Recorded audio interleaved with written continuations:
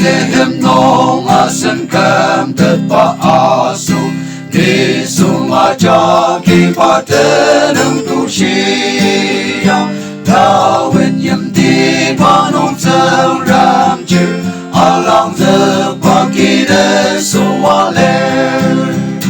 Hallelujah den yardımı te belaken atener Patenung datem makate boyam jojoba Tema di panong sang ram dang sen zi wang shi da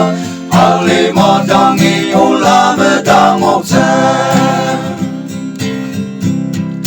Among the yong sa de ker de mi cha cha De ti no sang wa cha ki par no ka di Na shi ki to ma par no ki ao Yang chi ki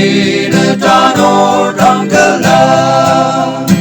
Hallelujah de yardımı te belaken atener Patenung datem makate boyam jojoba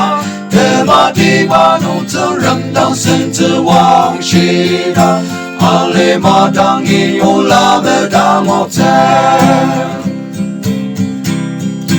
Ali ma nong mang yam cha shi li ya sen De mo long cha shi a ki sen ma ali Christmas cha ki te bela yoger Paasen daten mang ka chupa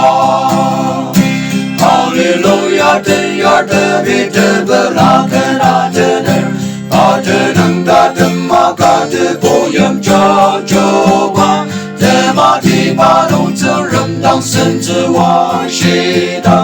Ali ma dang i o la me dang